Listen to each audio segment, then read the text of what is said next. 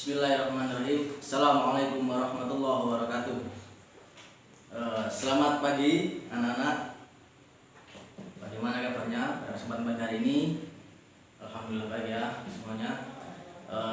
Alhamdulillah pada kesempatan pagi hari ini di tengah-tengah negara kita dilanda COVID-19, yaitu atau disebut dengan corona, tidak mengurangi rasa kita untuk belajar, yaitu insya Allah pada kesempatan pagi hari kita akan mempelajari tentang konflik sosial dan kekerasan sosial. Oleh karena itu, sebelum pelajaran pada kesempatan pagi hari ini kita mulai, terlebih dahulu kita berdoa dulu yang akan dipimpin oleh ketua kelas. Ketua kelas silakan dipimpin. Doa mulai. Doa selesai. Ya, terima kasih. Dengan harapan mudah-mudahan doa yang kita panjatkan tadi bisa membawa manfaat bagi kita semua dan ilmu kita yang kita dapatkan mudah-mudahan berkah, gitu ya. Oke, sebelum pelajaran pada kesempatan hari ini kita mulai, perlu saya absen dulu kepada siswa sekalian. Jadi nanti kita tahu siapa yang masuk dan siapa yang tidak masuk ya. Oke, alhamdulillah ya. Pelajaran pada kesempatan pagi hari ini masuk semua. Jadi insya Allah pada kesempatan pagi hari ini teman-teman kita akan belajar tentang konflik sosial dan kekerasan sosial, gitu ya. Jadi insya Allah nanti Pak Guru akan menjelaskan tentang pengertian tentang konflik sosial dan kekerasan sosial, kemudian menjelaskan sebab-sebab mengapa terjadinya konflik sosial dan kekerasan sosial, kemudian yang terakhir yaitu mendiskusikan tentang bagaimana sih cara atau penyelesaian dari konflik sosial dan kekerasan sosial, seperti itu ya. Kemudian yaitu selanjutnya kita akan belajar itu apa yang dimaksud dengan konflik sosial, gitu ya.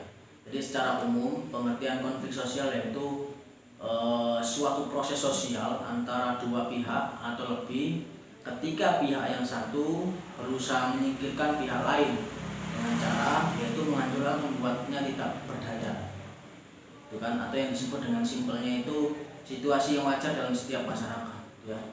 Karena konflik itu yaitu pasti ada penyebabnya, gitu.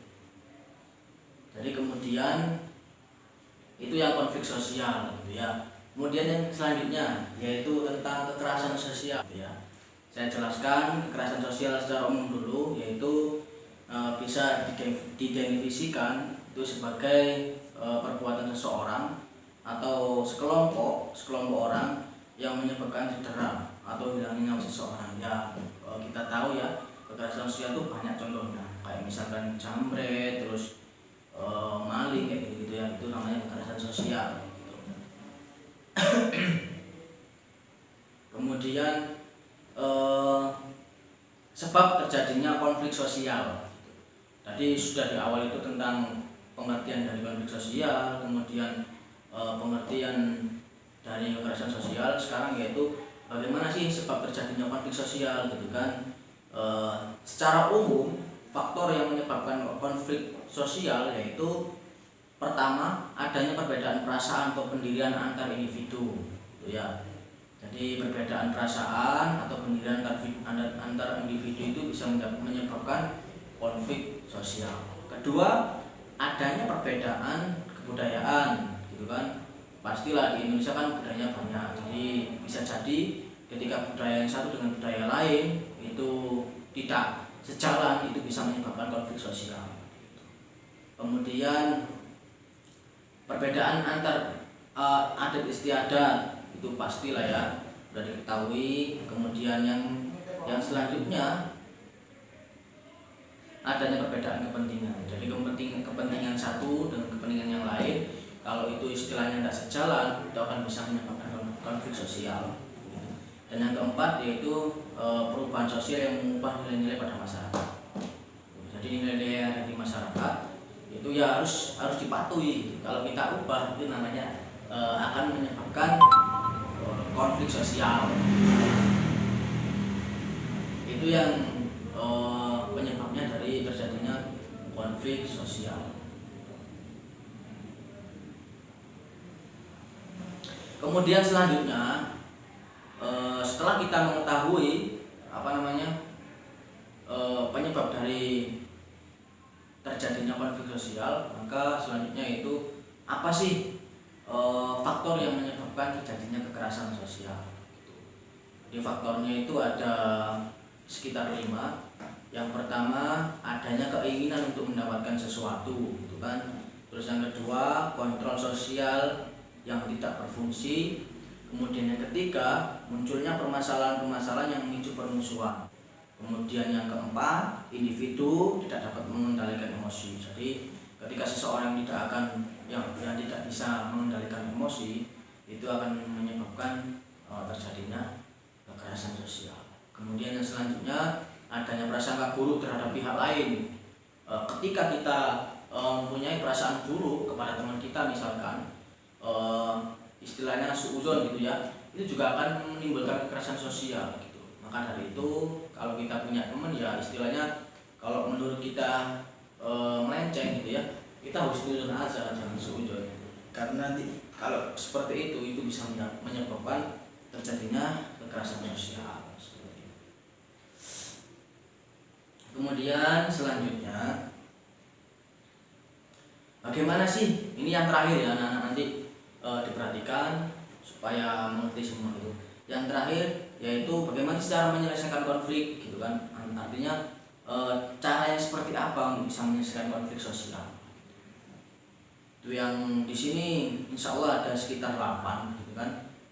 Jadi yang pertama, arbitrase, yaitu arbitrase itu merupakan suatu pengendalian atau penyelesaian konflik yang menunjuk pihak ketiga untuk memutuskan konflik atau pertentangan tersebut.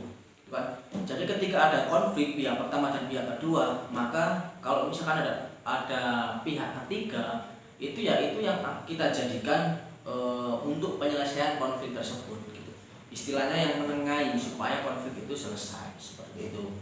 Itu yang pertama. Yang kedua itu mediasi, merupakan penyelesaian konflik yang dilakukan melalui suatu jasa perantara atau yang disebut dengan sikap netral gitu kan.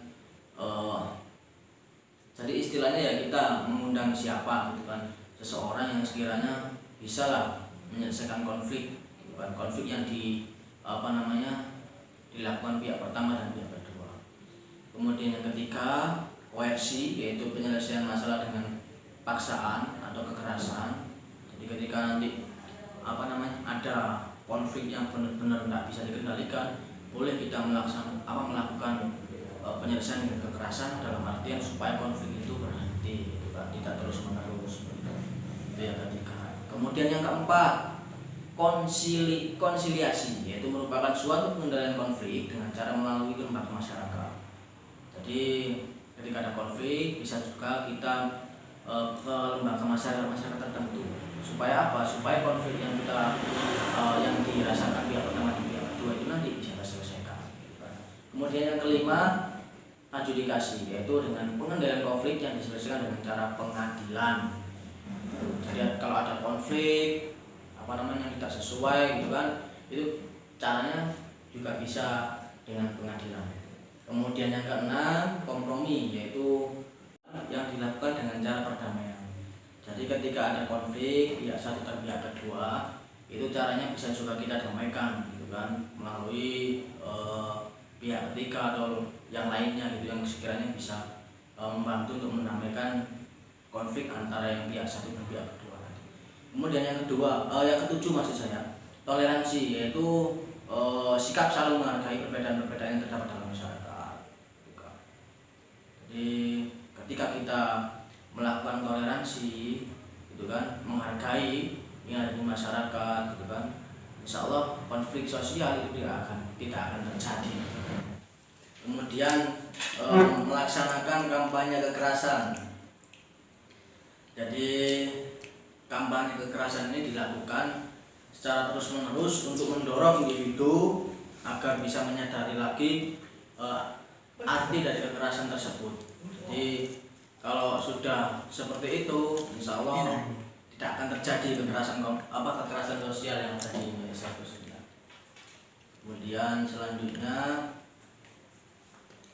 mengajak masyarakat untuk menyelesaikan masalah sosial dengan cara bijak. Jadi ketika ada kekerasan sosial di suatu masyarakat, kita ajak masyarakat di lingkungan tersebut untuk menyelesaikan secara bijak gitu. Jadi kalau nggak seperti itu nggak akan selesai-selesai gitu, nanti kekerasan sosialnya. Jadi kalau ada kekerasan sosial, kita selesaikan dengan secara bijak, dengan secara damai, agar kekerasan sosial tidak akan terjadi lagi. Oke, kemudian selanjutnya, udah ternyata udah habis ya. Jadi itu siswa-siswa sekalian, murid-murid sekalian, yang kita pelajari pada kesempatan pagi hari ini, yaitu tadi sudah dijelaskan tentang kekerasan sosial dan konflik sosial gitu ya. Mudah-mudahan sedikit yang dijelaskan tadi bisa bermanfaat, dan insya Allah minggu depan akan saya sampaikan materi selanjutnya. Dan materi yang saya sampaikan barusan tadi silakan dipelajari dan dievaluasi supaya tidak lupa gitu ya. Jadi terima kasih, itu saja menurut sekalian. Kita akhiri pelajaran pada kesempatan pagi hari ini dengan bacaan yang benar. Alhamdulillahirobbilalamin. Kurang lebihnya mohon maaf. Saya akhiri. Fastabiqul khairat. Assalamualaikum warahmatullahi wabarakatuh.